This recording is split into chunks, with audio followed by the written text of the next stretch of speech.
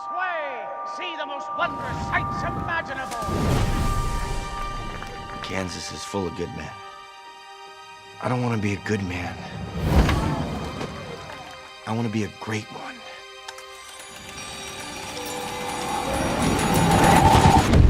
You're gonna need this!